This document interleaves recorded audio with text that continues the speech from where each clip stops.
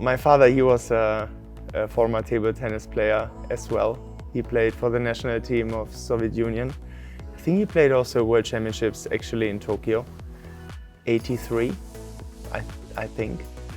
And he used butterfly equipment. The racket Tamka 5000 was the first butterfly carbon racket I know. And yeah, my dad had a big ambition that I become a table tennis player as well. So when I was very young, way before I started playing table tennis, I watched some funny cartoons. And when I was out with my parents for walks or some different stuff, then my dad always make up stories how the figures in the cartoons are also playing table tennis. And he kind of tried to motivate me to the sport already years before I actually started. So that was his thing. And then yeah, it was definitely from my family. I practiced when I was 5, 6 years old a lot with my mom, who is also a table tennis coach. And when I was about 7 and 8, my dad took over. I spent a lot of time in our home's basement, where I trained with my parents before school, after school. I really dedicated myself very early to the sport, and I think when the first successes on tournaments took place, maybe when I was like 8, 9 years old, I really had a lot of fun, and I started to dream early of bigger results. I always enjoyed playing table tennis, enjoyed to compete. I was really sad when I lost, so I tried to work even harder to try to lose as little as possible. But yeah, it's definitely coming from my parents, who supported me from the very young age, and until now my dad is my coach, and he's there for me. Yeah, whenever I play good or bad, he is there for me. I wouldn't say something extremely specific. What I do remember is that, as you know, I have a very unique playing style.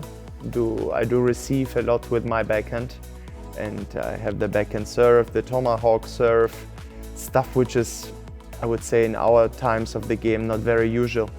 And when I was very young, maybe age of 10, 11, 12, there was many people who said, this kind of techniques is not up to date anymore, and I should play a different style. But my dad, he always tried to encourage me to play the way which feels the most natural for me, and not as everybody else said, as you're supposed to play from the books. And yeah, I found that very nice by that time, and I also found kind of a motivation to show that you don't need to play a certain style to become successful. You can play your own style. It doesn't matter how you practice, what you prefer. Just to believe in yourself, work very hard, and you can be successful regardless maybe what's written in the books and what's supposed to be right or wrong.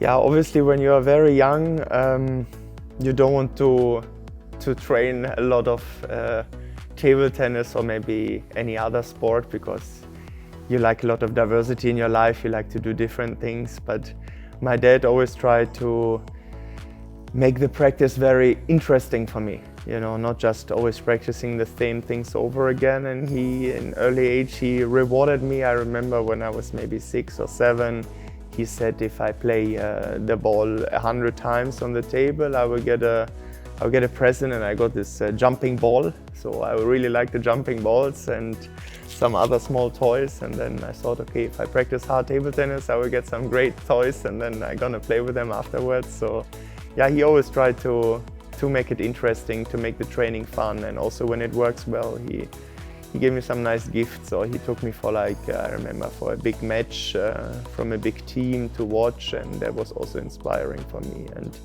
yeah, it was not always easy, but I think my parents tried their best to keep diversity and fun in my training.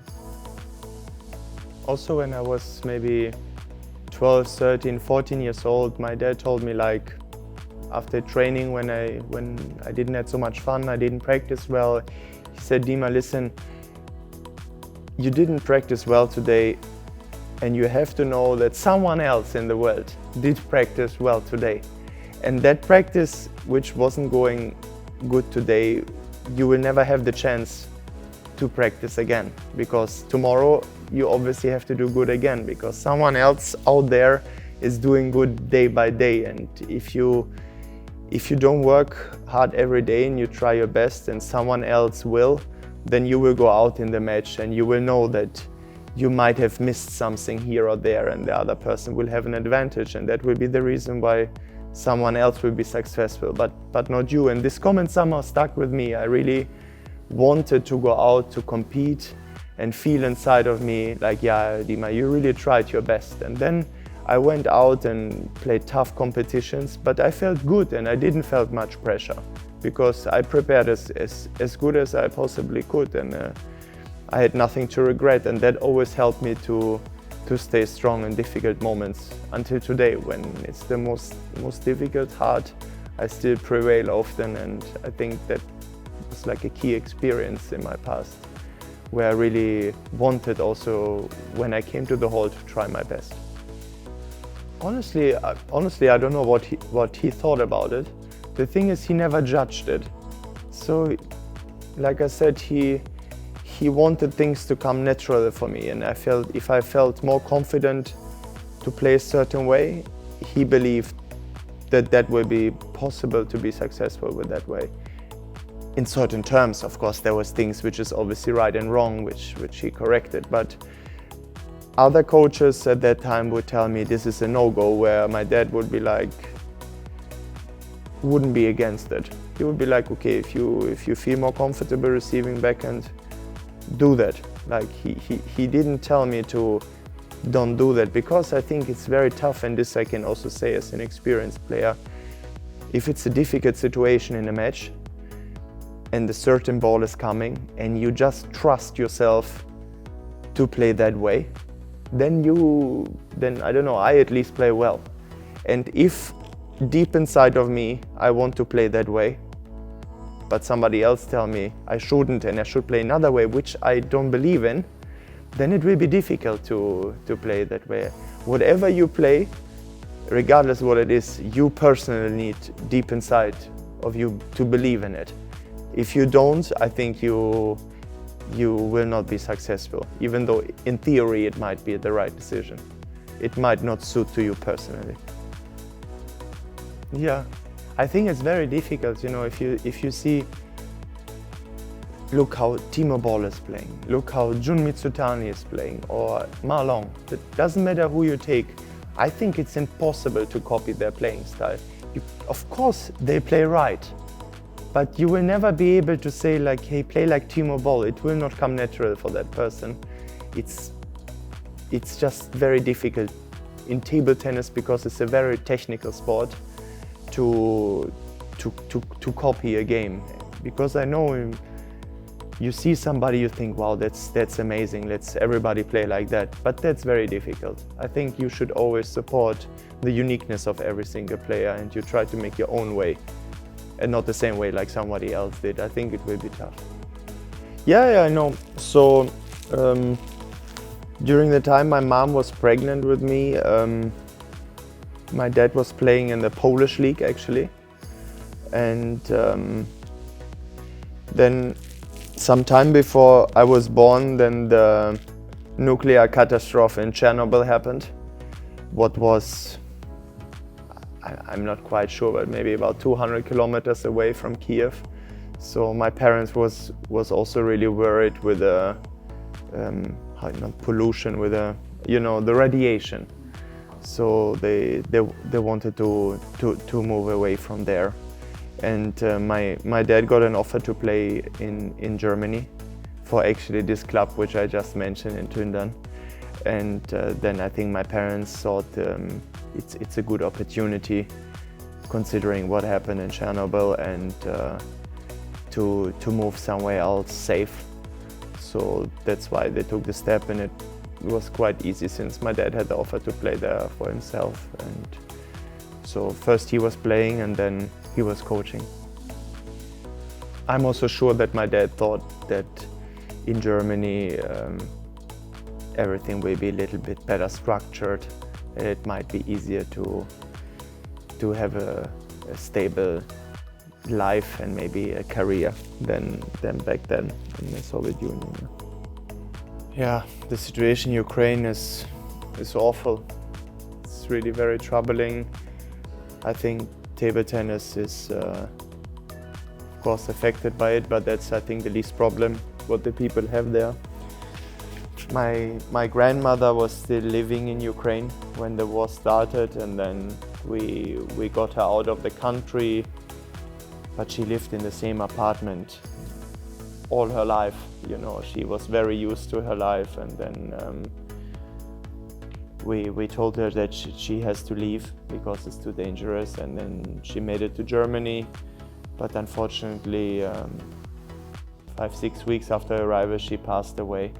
I think she also got the injury on the way, and she got a strong inflammation, needed many surgeries, and yeah, she didn't make it. It was extremely sad. Yeah, she just could see me and my kids so shortly, and I really wished for her to have more time with us and also see some new things. Yeah, unfortunately it was not meant to be. Also, I called another friend, his name is Jarek Žmudenko. He is actually also a butterfly player. Called him day one, was like, Jarek, how are you? He's like, I'm in the basement with my 3 kids. And 1 week later also we got him to Düsseldorf. Since then he's living in Düsseldorf with his family. And many people I know in Ukraine, you know, they have no light, no warm water, occasionally on off. It's just really, it's really hard. And I'm really sorry for everyone. On the other end, you know, I played, born in Kiev, you know, I played 12 years in Orenburg. It's a city, it's a small city, a working city. And in this city, table tennis is everything for them. Like they built this club, I don't know, 25 years ago, and the whole town breathes and lives table tennis. We have a massive table tennis center with hundreds of kids, handicapped people, and of course the top team. And because of a political decision, the passion for the people for table tennis couldn't be continued in a way that we had to leave to make a statement, or we wanted to leave to make a statement. But all the kids, also the handicapped people left there, like they are like, wow, we are left alone as well. You know, it's not their fault. And yeah, I'm also sorry for, of course, also for athletes who are for peace, who are against the war, and still cannot do their work anymore and their passion. I just really hope that the war can stop today, tomorrow, or very, very, very soon, so people can start to rebuild. And I think peace is extremely important. It's very sad seeing people dying day by day. Yeah, very sad.